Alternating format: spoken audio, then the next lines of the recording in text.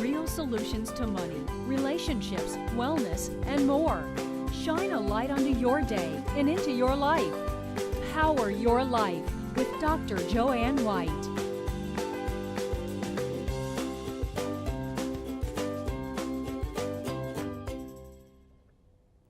Good evening and welcome to Power Your Life. I'm your host, Joanne White. We begin tonight with a true story of inspiration. Philadelphia's multi-Emmy winning journalist Lu Ann Cahn recently released her inspirational memoir, I Dare Me, which is an entertaining look back on a year that changed her whole life. She's here to share her touching story with us.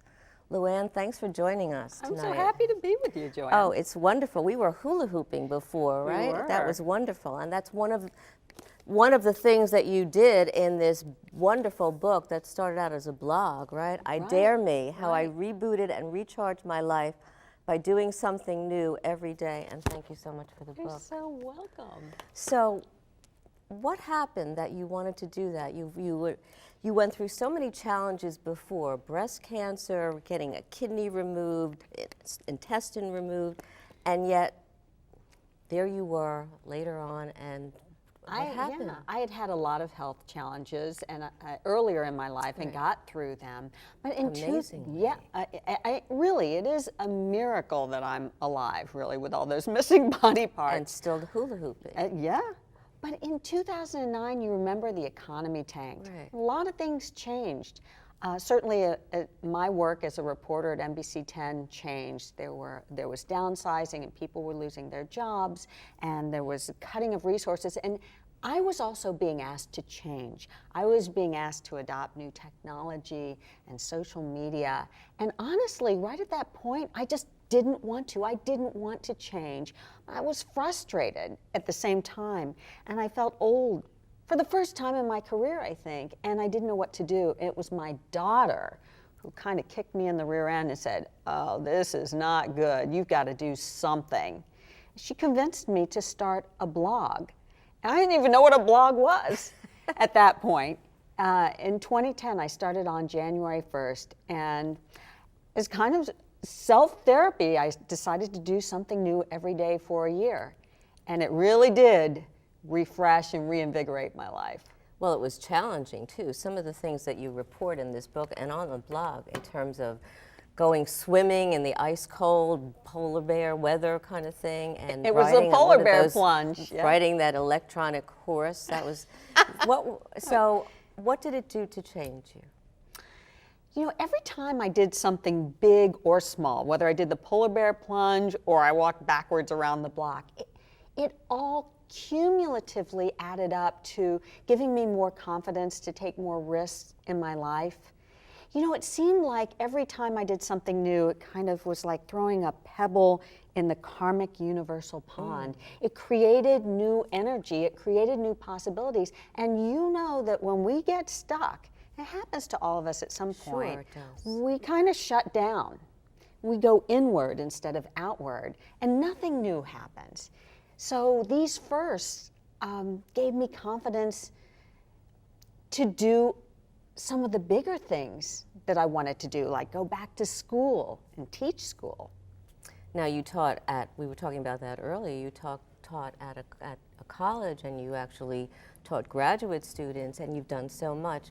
What was the scariest thing that you did during those 365 days? Oh my gosh, there were quite a few things that were kind of scary. The honestly, I got on the mechanical bull, and the whole time, if you look at the video, and I did document all of this, it's on my blog at luanncahn.com. I'm just screaming the whole time because I cannot get out the words, "Please stop this thing."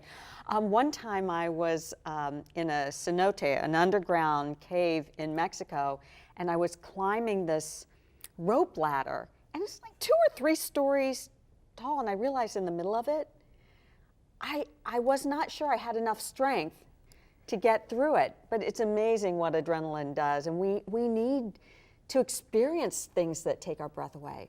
You know, it's amazing what the human spirit can do, and so you're right.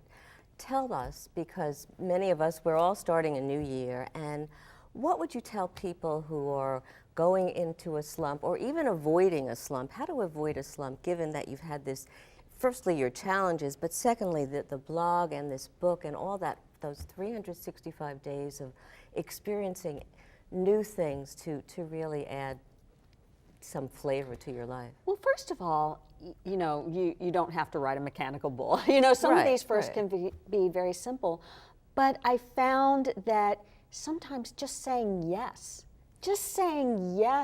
to invitations from people to do new things is an easy way to expand your life, open it up again. You know, we forget to play. You know, you talked about us hula hooping. You know, sometimes I am guilty of taking myself too seriously and I forget to play, I forget to laugh, I forget about the joy. And sometimes just going back to do something you haven't done since you were a kid, I count that as a first, by the way. Well, I think that's great. It's something that we need to do. And I think you're so right, Lu Ann. You don't have to do these outstanding kinds of daring things to challenge yourself and to really get into a place of renewal. But just, like you said, just some of the small things. And I love saying yes because we are such creatures of habit, right? Exactly. We like doing the same things day in and day out. And look, you know what? That's fine if that works for you and you're happy and you know, but that's our comfort zone. When you're stuck, that's when we need to make sure tomorrow is not Groundhog Day, you know, that we're experiencing something new. And this is one way you can kind of help yourself get out of that rut. It could be simple, like during my year of first, I learned how to make a cake from scratch. I'd never done that before. And I love your year of first. Everybody, this book is wonderful, and it's not about just daring Lu Ann, but also dare yourself this new year to get out of your comfort zone and to do something very, very different. Thanks so much, Lu Ann. You've thank been you wonderful. for having me on. My Thank you pleasure. for inspiring so many women. Happy New Year. Happy New Year to you. Ahead on Power Your Life, the healing power of forgiveness. Author Elizabeth Cuckson shares with us how to cope with tragedy, learn to forgive, and persevere in our lives. We'll be right back.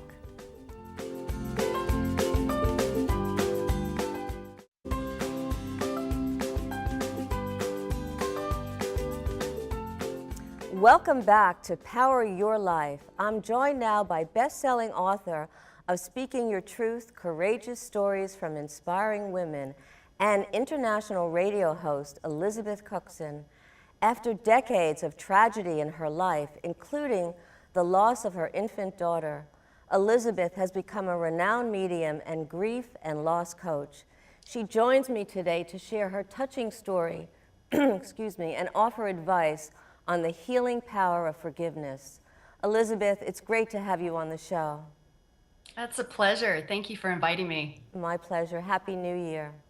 Happy New Year to you. Thank you. I've read this, it's wonderful, and yet the story is not a wonderful story in what you and your family had to endure, and it's really difficult to share that. But I just want to go back a little bit in time, if you will, and you were getting ready to go to your corporate job, and it was a very busy day, and you had 3 kids, and 2 of them were twins, and one was Nicola, and you go to work. It was a very important day, and you get a phone call from your husband, Lee, to tell you that your daughter, 9 months old, Nicola, was rushed to the hospital from the daycare center.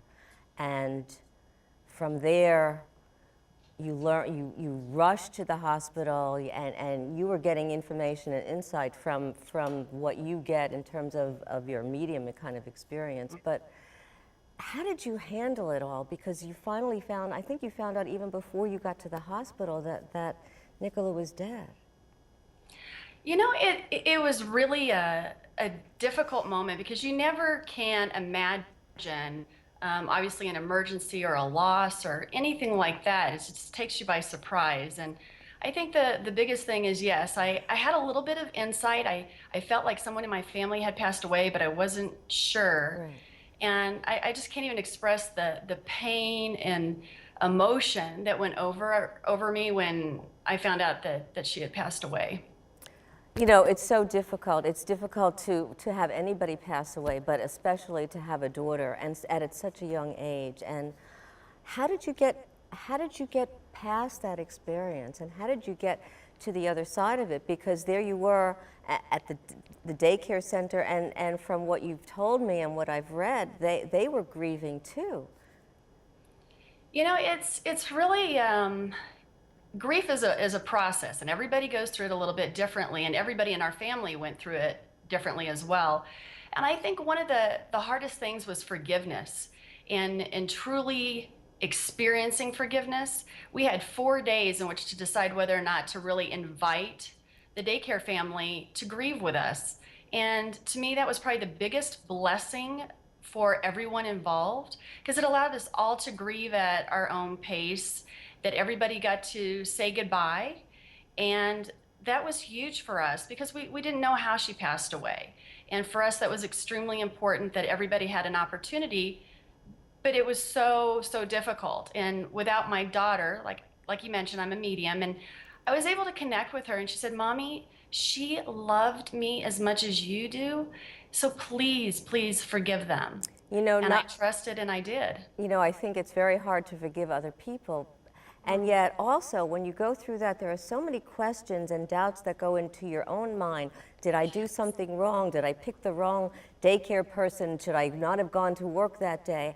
So forgiving yourself was also something very important. What else did you need to do to get past it? And what can you do to help others who are in similar situations to go through this and to really get to the other side?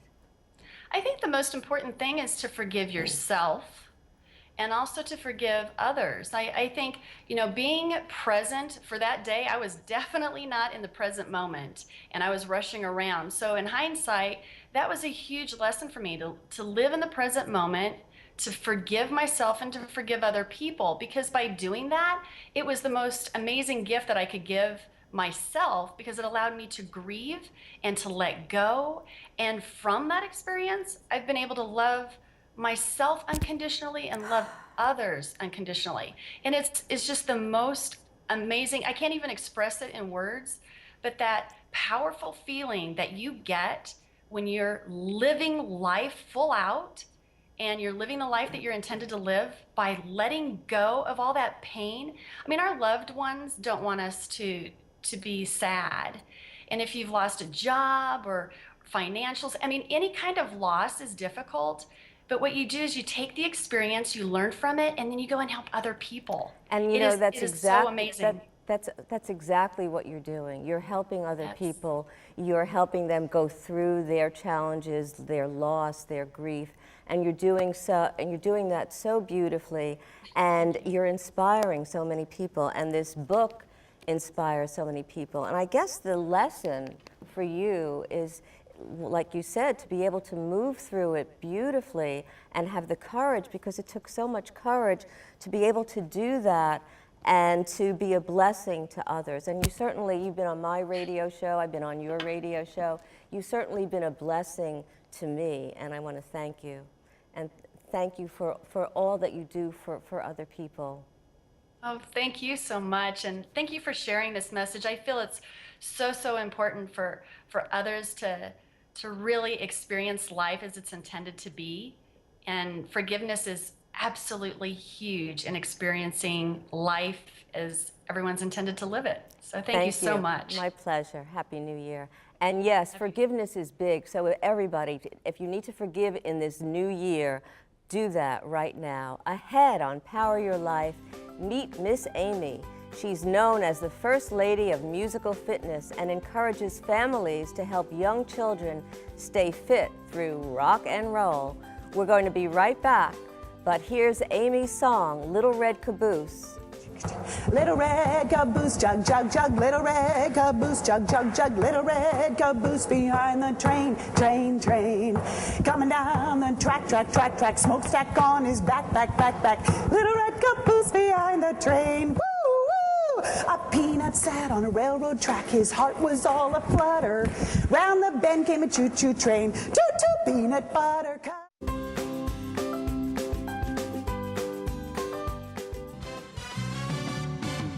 cozy little island in the middle of the ocean, way out in the blue. There's a Myth of Beast party that's just getting started, and you are... Welcome back to Power Your Life. You just saw a clip featuring Miss Amy.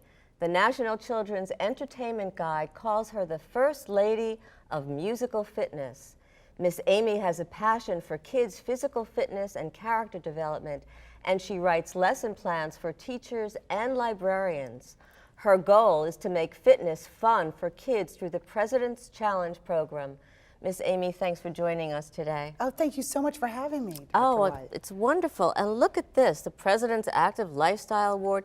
You have so many years, 20 years of training in yoga, in aerobics, in all sorts of fitness, plus accreditation in teaching, and you are a musical star. I guess so, yes, I thank love you. it, thank you. So tell us about this great book. Well, this has been a long time in coming. I do have 5 children's CDs out, and I was compelled to go the next step, which is to write a book as a resource for teachers to use in the classrooms. Clinical studies have shown that brains function better with physical activity. That also translates into academic success. So regulatory bodies such as the CDC, the President's Council on Physical Fitness, Sports and Nutrition, the Alliance for a Healthier Generation, a lot of these places have now begun to say one way to get that activity going in the schools is to give short 5 to 10 minute breaks within classrooms as classroom activity breaks. So that's where that book comes in very handy. So they're using this and doing breaks with this book, right? Absolutely. Okay. 5 to 10 minutes. Yep. You know, I think it's so important because firstly, you're incorporating music, so it makes it fun, and they're learning, and they'll keep that information, that exercise and movement and getting healthy is fun. Absolutely, and music is a wonderful motivator. This first book in my series of books, which I plan to come forward with, is actually based on the music from my Grammy-nominated CD, which was Fitness, Rock and Roll, and it's really 12 songs and choreographed movement that can fit very easily into a classroom activity day, and it also fits into core connection lesson plans. I have 114 core connection lesson plans for pre-K up through 5th grade here. So a teacher, when they're planning, can just go, oh, let me go to the thematic index here. I'm teaching a class on jungle animals. Oh wow, the down to the river. Yeah, it works on that, and we can do some balance and a little bit of things. Now, have you had teachers give you feedback on Absolutely. this yet? Several teachers wrote some really nice feedback for this as reviews. This has also been reviewed by the American Academy of Pediatrics. And kids. Yes, and kids, and it's a good way to put these types of things in, and it's beginning to gain momentum now. So it just came out this fall, and we're getting it picked up in educational resource companies as something that teachers can go to approved vendors with and learn. Now, can parents use this as well? Absolutely. In fact, that's how this whole thing started, is that I do programs at libraries and schools and community events. We've played at the Mystic Aquarium. Right. We've played most recently at the Please Touch Museum.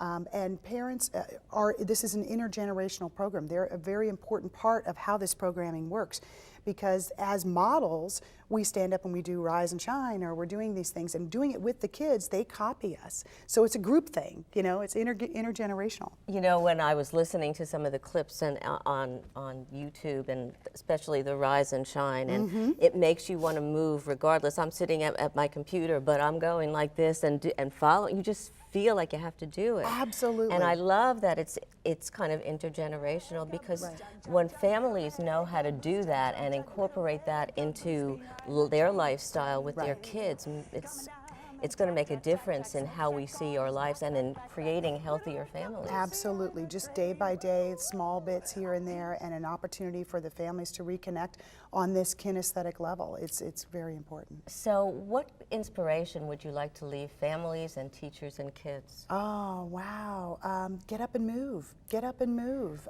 Use So we every get single up and- opportunity. I think we need to get up and move. I think we need to get Should up we and get move? up and move? Let's get up and All right, well, move, first of all, okay. we can stand like stars. Standing like stars, just like this, in a line aligning the planes and axes, aligning your hip and aligning your shoulder. We can stand like stars and do a rise and shine little thing. So if I were to ask you to rise just like this and then shine by stepping your feet together and looking at your hands, and rise again and shine. And now reach up high. You're going to reach as high and see if you can come up on your tippy toes. Oh, with these heels, I don't know, but here we go. And then rise again and shine. And rise. Now are the kids and singing shine. while you're doing The kids do sing, and then reach out wide. Do you want to touch your toes? Well, We could try. We could try. Touch your toes now, little star. Touch your toes All now, right, let's not, 'cause little I can't move star. around here. Well, that's exactly All how right. we do it. And even just reaching and moving. I can feel it. Yeah. And you know what? Exercising and music go together so beautifully. They It's do. energizing and it's fun. It is. And it stays with you all day. So I bet kids are walking through the hallways just rising and Absolutely. shining. And You would hope so. You would hope so. Again, brain function is definitely affected by physical activity, and definitely it can turn around and affect academic success in a positive way. So this is the beginning of a trend. 2014, it's going to be a very exciting year for seeing how all of these things can come together, how administrators, how physical education teachers, everybody coming together to do Well, this. I think you're wonderful for 2014, really setting the trend, and you're an inspiration to me. So I'm going to rise and shine every day with your music. Thank you so Thank much, you. Dr. White. I My really pleasure. appreciate it. Stay with us. Power Your Life will be right back. Rise and shine, little star, and reach out wide. Touch your toes out, little star. Touch your toes out, little star. Touch your toes out, little star, and everybody reach out wide.